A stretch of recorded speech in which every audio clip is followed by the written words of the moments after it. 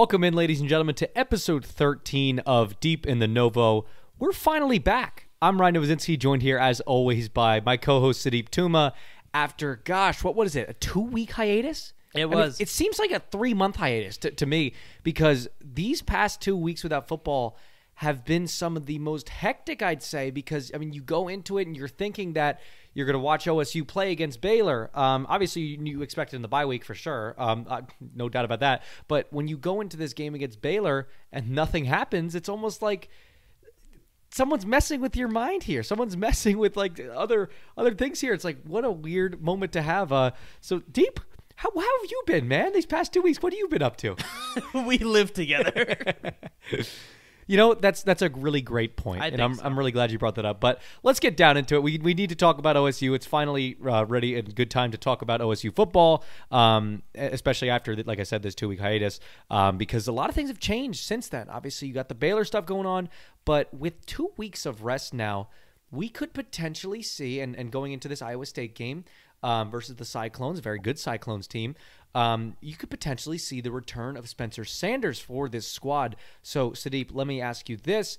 With all of this time off, with all of this rest that he's gotten, what are your expectations? We've got a quick little sample size of it against Tulsa for sure. But what are your expectations now with this OSU team obviously evolving? The offensive line is starting to figure things out and is way more better off than they were against Tulsa.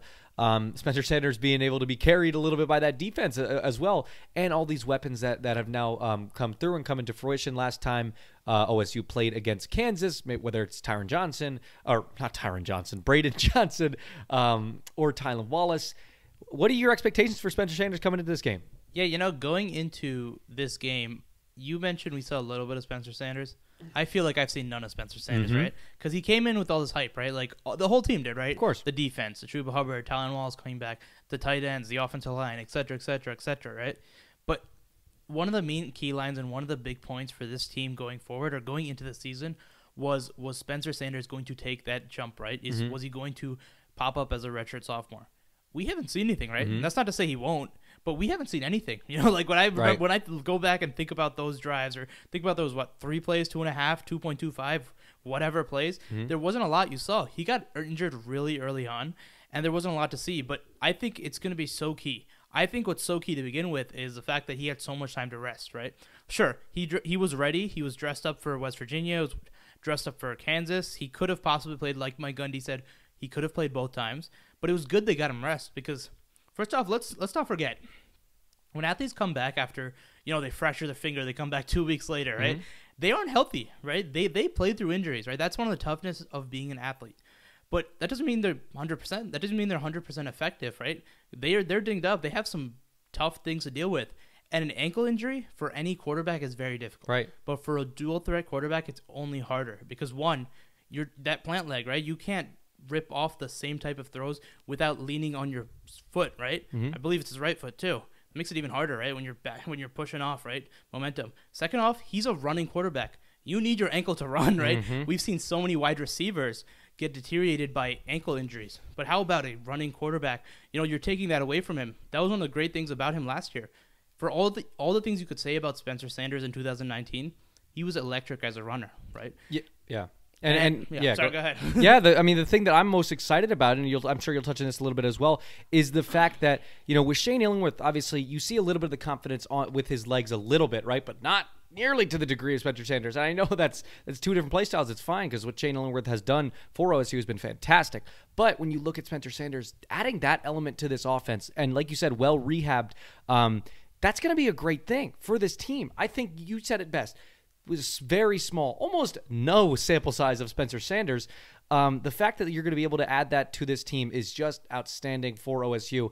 Because when you think about it, this is going to sound crazy, but when Spencer Sanders went down, feels like forever ago. They've played 2 games since then. The whole time period has just been so long, and we talked about it back then. We were like, man, this high ankle sprain, like, you never know what's going to happen with it, right? People are going to be sidelined until the Iowa State game, which is like 3 games from now. But no, we're here, and they played 2 games since, and 2 very, like, it seems so long ago, but here we're back, and we have that running. OSU has that running ability now.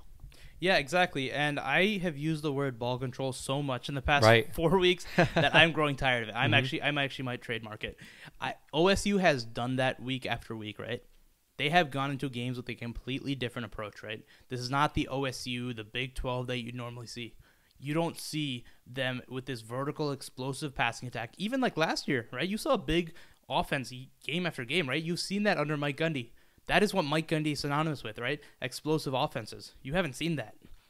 But that almost came with an advantage, right? With that caveat that, okay, wait, if OSU can start winning games on the feet of their run game and their defense, you can play a whole different game, right? Sure. When your offense sputters a little bit, or you play a tougher defense, or just little things, or maybe both things go in your favor. Your offense and defense are flying high. You're gonna win like Clemson does, right? Yeah. Assuming that stays true, right? Against better opponents, like more explosive offenses, right? I mean, no disrespect to West Virginia and Tulsa. I keep saying they are very quality offenses, right? Of course. Obviously, Kansas is a different category, but those two teams are very solid in my opinion.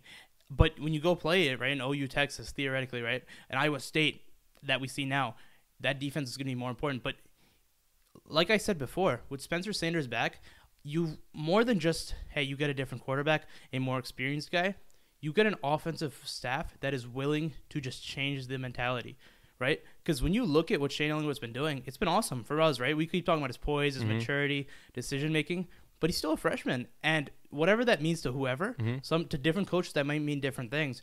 But we've seen, they've also confirmed it, right? Casey Dunn, Mike Gundy have talked about it, but I've seen it like there's 1-2 read past the ball, right? Yeah. Simple reads, conservative pass game, right?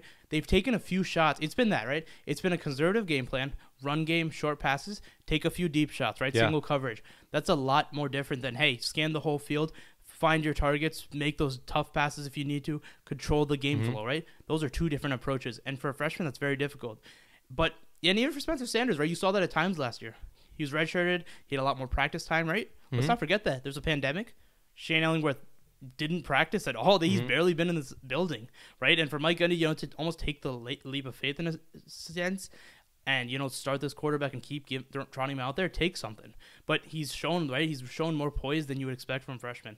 But now with Spencer Sanders back, you can go back to that, right? You can go back to that full playbook. You can open up the offense like you did. And if he's truly become better in the pocket like everyone has been talking about, right? Like Tim Rattay, like Spencer Sanders himself has talked about, then this could be a very scary sight. I think so too. Yeah, when you look at it, like you talked about, the explosiveness of this offense, having Spencer Sanders add that element to his game, in addition to having that obvious quickness, obvious good, like just a great runner too. Like when you add that, in addition to his already great running skills, is going to be fantastic for this team, right? Because you can get sort of those read options where he's able to carry the ball or whatever, and he's able to scramble a little bit too. But then you keep him in the pocket and you gain up his decision making, which I think that'll open up almost the entire field for him. And I know you and I both know he can air the ball out.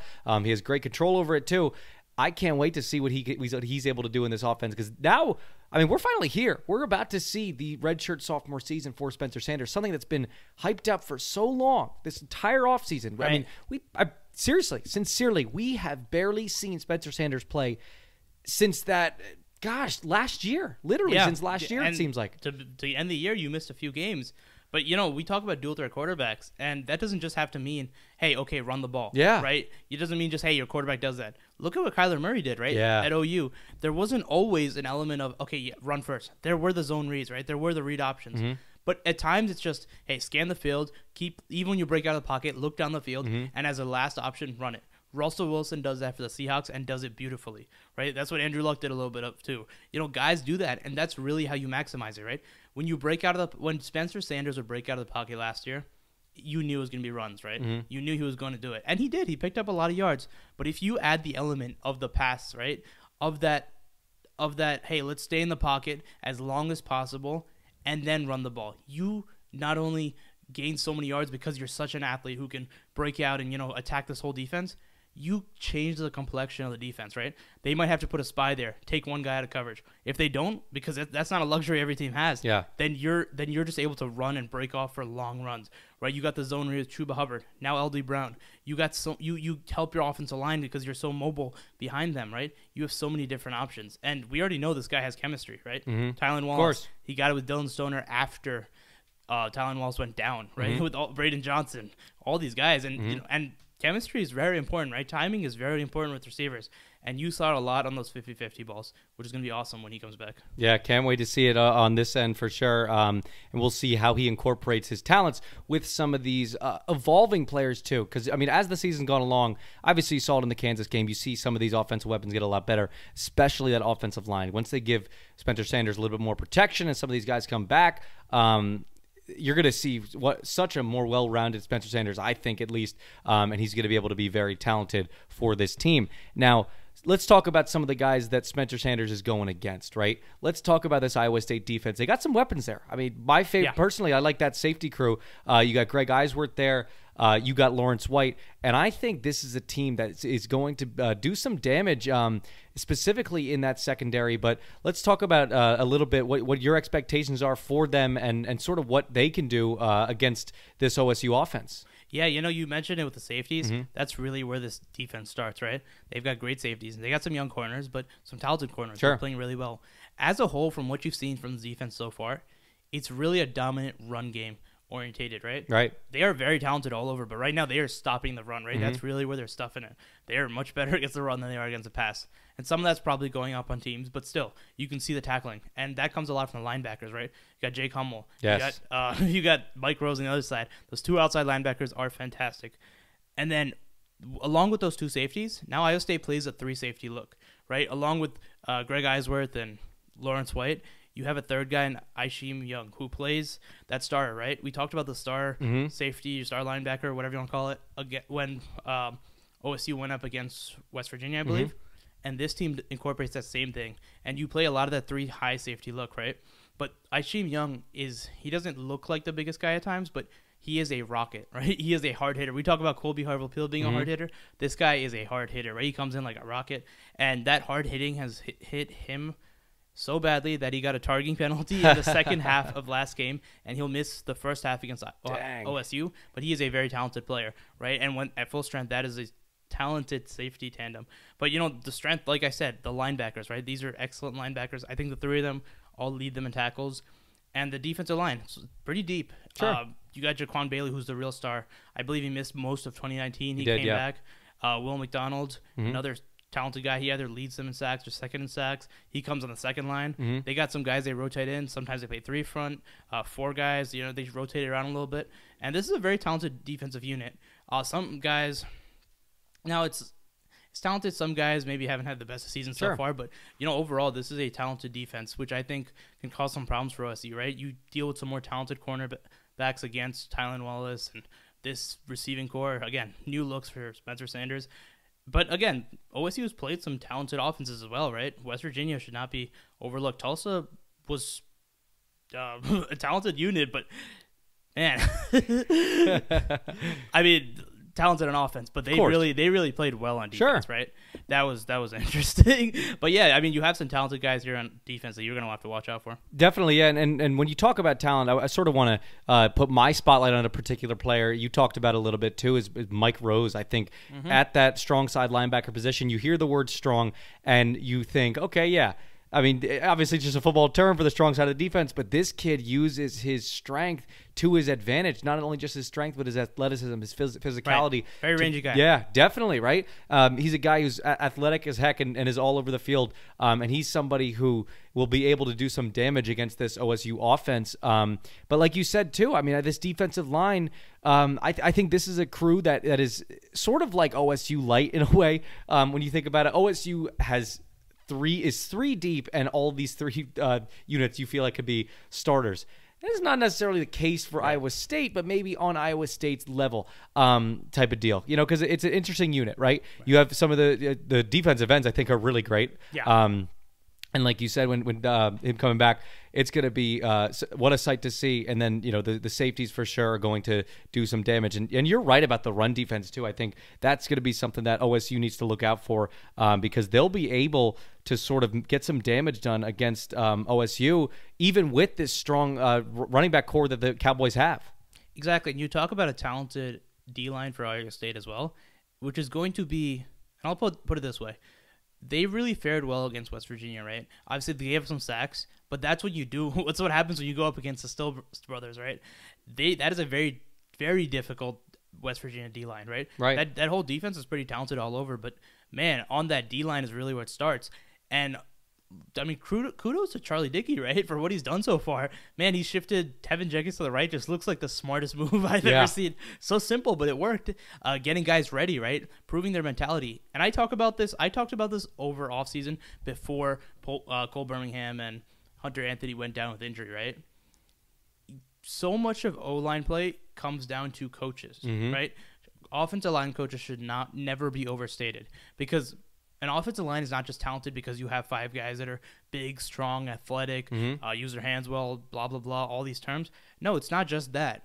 It's cohesiveness, right? Yeah. It's working together, chemistry, understanding blitzes, communication. You could have the 5 best offensive linemen, but if they're all blocking the 3 guys and then one guy leaks around completely unblocked, that's a sack. And there's nothing a 5 maulers that are 6'7", 370 pounds are going to do about it. Right? But Charlie Dickey's done an excellent job. He's prepped these guys well, and they've really made up for it. And a lot of it has been short passes, quick passes. The run game has alleviated a lot of the pass rush, right? And that's what it comes down to.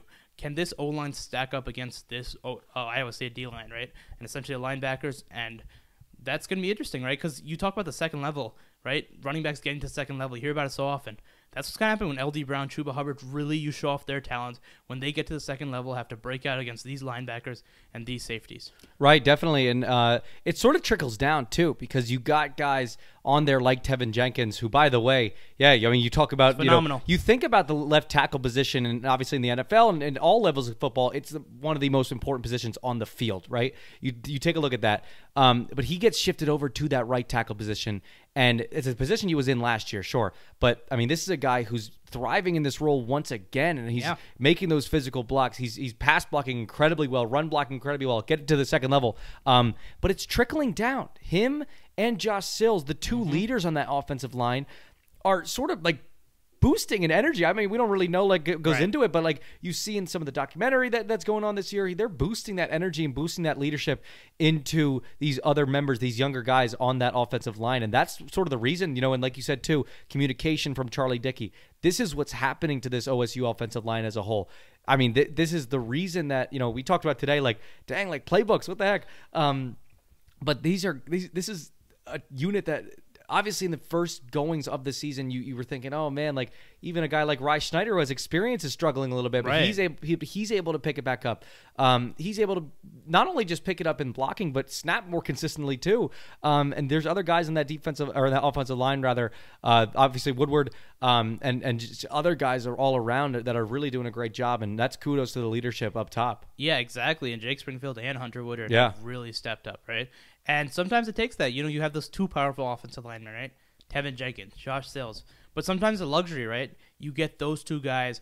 Not to say it exactly goes like this, but if those guys can handle guys one-on-one, then you can move other guys around, right? Get Josh Sills as a puller, right? Different thing. Hunter Woodward as a puller. You got so many different options, power runs, zone runs. And that offensive line play has really been at the core of this.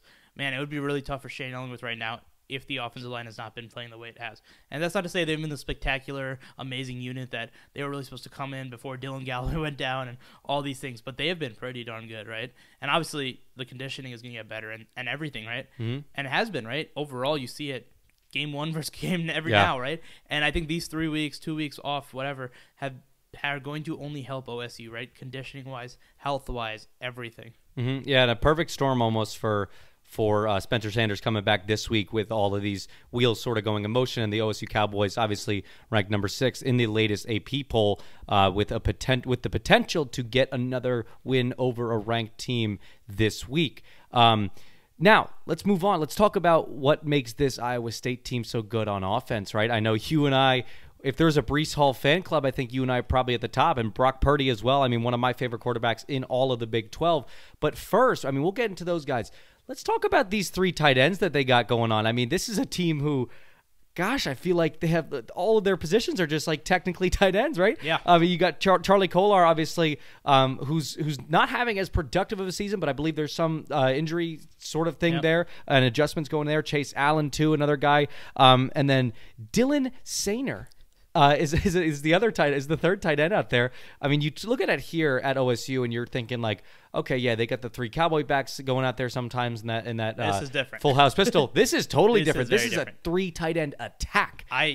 So let's talk about this a little bit. What are your thoughts on this Iowa State offense in specifics going into the 3 tight end attack? I love to talk about. I call this the most unique spread attack I've ever seen. I love it. Yeah. Because it is so. You see Brock Purdy out of the shotgun almost every single play, right? Mm-hmm. Like you do most college spread offenses. But these 2 tight ends are so unique because they're not only on the field all the time, they're in heavy sets so much, yes. right? You'll see them in line, 3 guys on one side. Sometimes you'll see it unbalanced. Sometimes you'll see 2 on 1, 1 on the other side. Sometimes it's fullback, right? Mm-hmm. And then you'll just see them split out wide like they're wide receivers. You talk about trip sets when you have 3 receivers out there. They'll spread them out wide on the plus side, right? You put them out on the left, all the other side formation, completely away from everyone in a trips formation. Mm-hmm. You don't see that from 3 tight ends. They'll do that. Then they'll motion them back and have trips next to your offensive line, and then you just have this bunch set. Then that's how you mess with the defense. Then you call hike. You run the ball, and these guys have so much power and athleticism that, I mean, Charlie Cole is a much better receiving option than he is a run blocker. Of course. But Chase Allen, Dylan Sainer, they are insane run blockers. With all these guys, 6'6", 6'7", yeah, they are big, right? Then when you start running, you hand it off to Bryce Hall, who we just talked about, who we will talk about. Then you have such unique blocking schemes because then you got Chase Allen coming on a trap block, right? You can pull these guys around. And then they're not only coming on these blocks, right? That guys with so much more athleticism achieve so well, but they're so powerful and so effective. They are excellent run blockers, right? And it messes up the entire way you're trying to play offense because usually you're accounting for these big offensive linemen, but you can get away with them with speed, right? Get to the point of attack faster. But then you're coming up against these athletic tight ends who are so strong. Then you counter that by having bigger guys, right, that are trying to stop the run. Then these guys are amazing receivers, right? Excellent. Charlie Kolar especially. Obviously, the other 2 guys are very solid receivers. But you just got so many different schemes. Run them up the seams, run them the flat, run them all over, right? Then you got receivers out there, wide receivers flanking that. You can just confuse everything out, right? You got such a unique attack, and you have so much versatility with these guys. My hope for OSU this week is that the defensive line has been studying some of these blocks. I mean, I'm sure they have, right. But hopefully they've been recreating these well in practice because even for a scout team, even on a scout look, I'd say it was probably pretty difficult to replicate this kind of stuff in practice this past week because, like you said, that's one of the things that adds another element to it, and that's what I'm glad you brought it up because once you add 3 tight ends who, like you said, go in motion and can come back and confuse the offensive line by setting up some of these trap blocks or some stuff like that, I mean, this really messes up everything because you're looking for a pulling guard, but you see a pulling tight end. You're like, so different. Holy cow! Like, and not only that, you said Dylan Sainer and Chase Allen. They're fantastic blockers too. Especially they're like I will venture to say they're much better run blockers than they are receivers. Agreed completely. And that's not to take anything away from their receiving abilities too, because this is really just what a unique. Freaking the offensive attack. 6'6", 6'7". These guys are huge. Yeah, kudos to Matt Campbell for figuring this stuff out. That's why he's one of the sort of hot prospects in terms of coaches in the country, and he has been for the past couple of years. But my God, like this is a team that like and gosh, I'm talking about Chase Allen and Dylan Sainer. I haven't even mentioned Charlie Kolar yet. Right. Who's the best of them? You know what I mean? No doubt. Like I think coming into the year, take away the injury problems. This guy comes in as the best tight end, likely the best receiving tight end in the entire college football. Right? Yeah. This guy's an NFL talent. He is athletic. He is big. He is strong. Got great hands. He's a weapon, right? He is in no other. I'm just gonna call him a weapon and leave it at that. There you go. This guy is an insane receiver and leads a very, very unique and very talented and very versatile tight end group. Yeah, definitely. And and the guy thrown to him is pretty darn good himself too. I know you and I we like Brock Purdy a lot. I like his mechanics. I like his poise. I think he's one of the best quarterbacks, not only just in the Big 12, but he's one of the hottest quarterbacks I feel like in the country. Oh, I agree. He's a guy that's sort of, you look at him and you sort of forget about it a little bit, like to an extent, because you're like, dang, like I remember my freshman year here at OSU, he was the third string quarterback who was coming in and dominating the Cowboys out of nowhere as a freshman. But you always looked at him and you're like, dang, he's someone that's on the come up here in the Big 12. And he's proven that, I feel like. No doubt. And then some. With his poise, with his arm strength, with his decision-making too, I think Brock Purdy is going to be an NFL quarterback one day. And I think he's going to be fantastic. So, there's just no other way around it. And the way Matt Campbell is able to, or has been able to evolve him, especially, like I said, in this sort of interesting spread offense, it's been incredible. And it's something that, if he proves that he can do it on this level of offense, right? Spread offense is obviously so huge in the NFL nowadays. This is a guy who's going to be drafted one day. Yeah, I agree with you. And you mentioned all the things that I would have. Decision-making, arm strength, poise. His pocket presence is awesome. Yeah. Right? This is like you said, he kind of goes under the radar because Iowa State, but this guy is likely and probably consensus nationwide, one of the best signal callers in college football, right? He is a very talented guy. And unlucky for him, he's got the tight ends, but his receiving core has been a little banged up, right? Tariq Milton, who was supposed to come in and really take over as that number one guy, their slot receiver, has been, I think, missed all of 2019 and has been very injured. Only has 4 catches on the year, hasn't played too much. But a guy, Landon Akers, has really stepped up for him. He's shown out to be a pretty solid, explosive option from the slot. But Xavier Hutchinson is really his number one guy right now. The JUCO transfer, and I am a big fan of this guy. Yeah. I believe he's 6'3", stands pretty tall, big, little bit skinny. But this guy's a talent. Like, he is a guy who can go up and catch the ball. He's explosive. He is fast. Got some ability after the catch. He's a very talented guy, and I can't wait to see the matchup with him and Rodarius Williams. Because like I said, Rodarius has not been playing some clowns, right? He's been playing some very solid receivers, right? Sam James, week 2. You had Keelan Stokes, week 1. And week 3, even though it's Kansas, you had a very another solid receiver, right? In Kwame Lassiter. But now he goes up against Xavier Hutchinson, who is, he came in with some, when you read the reports before, over offseason, this guy, Xavier Hutchinson, was supposed to be solid, but he's taken over as the number one guy. He's really been impressive for me. I watch him, and he's got a lot, right? He's big, he's long, make plays down the field, he's all over. His route running is solid too. And now that's going to be a great matchup to watch. But, Brock Purdy overall, he's really, he keeps growing, right? It's 3rd year now. And like you said, he's been making moves since he was a freshman. Yeah. And he is a very impressive guy. And I think the one thing that's kind of underrated about him is his running ability. Agreed. Right? He's also a very solid runner. It's one of those things you didn't really see. It's like that guy at Clemson, right? That you really saw the second year. Who is that? You saw second year, Trevor Lawrence, take off with his legs, right? But yeah, Brock Purdy's awesome there, but man, he's not as good a runner as the guy next to him in the backfield. That is so right. I know you're itching to talk about your guy Bryce Hall. I mean, this is a guy who's just got explosiveness, a guy who can be a power runner, be an elusive runner, a guy who really could do it all. I like his power a lot for sure. And behind this Iowa State offensive line, which I think is pretty solid this year, this is a unit right here.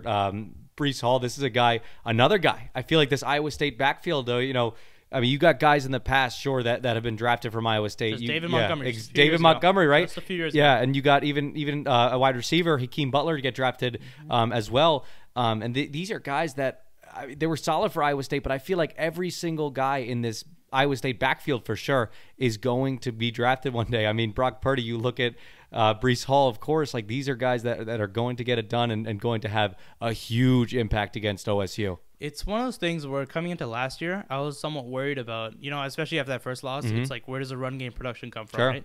But Bryce Hall really stepped up as a freshman, right? As a true freshman, I believe.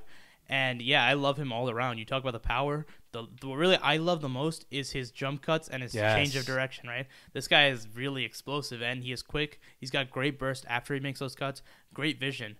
You talk about the best backs in the Big 12. Chuba Hubbard is not, Bryce Hall is not very far behind Chuba Hubbard, right? Especially after Chuba's slow start. But man, Bryce Hall is just, take nothing away from Chuba. Obviously, prodigious talent, right? But man, Bryce Hall is really impressive, right? He's a name that not everyone knows. Just look at his numbers to begin with, right? It backs it up, right? They've only played, 4 games? He has 591 yards and 8 touchdowns. I believe he only had 800, 900 yards last year. It's just you will see the talent, and this guy is just so impressive, and he's a great compliment to Brock Purdy in that backfield, right? And it's not even like they're just handing him a million carries, right? He is very efficient, right? He was very effective. He is a dangerous guy in that backfield, and one that OSU will have to contain, right? And I'll say this, even though the West Virginia running back, you know what? I can't remember his name. He pounced all over them. I said, after that game, I thought OSU. Letty Brown. There it is. Okay, that was very stupid. I forgot too. I mean, it's been a while since that game. Right, exactly. I wish I could have came in and saved you. I had no idea. It's been a while, but Letty Brown really went all over OSU, right? But OSU's D-line did an excellent job, I thought. Mm-hmm. They got in the backfield. They stopped this guy. It was just, I wouldn't even call it bad tackling. It was just such great stiff arming, yes. Right? It was such strength. But now it's another very, very, very, very, very talented back in Bryce Hall, right? And it's going to be on this D-line. It's going to be on A-Man. It's going to be Malcolm, right, who's shooting up the gaps. It's going to be on this entire front seven, front six to stop this running back. Mm-hmm. Yeah, and you look at, guys all across the league, right? A guy who's been in the headlines recently is Le'Veon Bell, a guy who's really great with misdirections and stuff like that. And that's a little bit what you see from Bryce Hall as well. I mean, this is a guy, I bring up Le'Veon Bell because, they call him Mr. Hesitation. We talked about this on the Ocali Sports student section before. Tune in on Tuesdays from 8 to 10. But, yeah, this is a guy who's able to have hesitations, and you see that in Bryce Hall as well. Obviously, you can he's able to make these different cuts and misdirections in his game, and that's where a lot of his talent comes from, and that's why he's able to run across all of these teams now. And you mentioned he has 500 some odd yards this season. Do you think he's gonna break his last season totals? I think so. I think so too. Yeah, this is a guy. This whole offense as a whole is going to cause some headaches for OSU. But time will tell to see what the Cowboys are able to do against them this Saturday at Boone Pickens Stadium. The return of football. Sudeep, are you happy to be back? I am so excited. Me too, man. I am so happy just to be back. Obviously, we could talk all day about this Iowa State and OSU matchup, but dang, it's always good to sit back for a minute and just say, dang, it is good to be back. It is so good to be back. Yes, and we will be back all season long with all of our football coverage, specifically pertaining to OSU, obviously. But that's it for episode 13. I'm Ryan Novozinsky, joined here, as always, by Sudeep Tumma. Have a great week.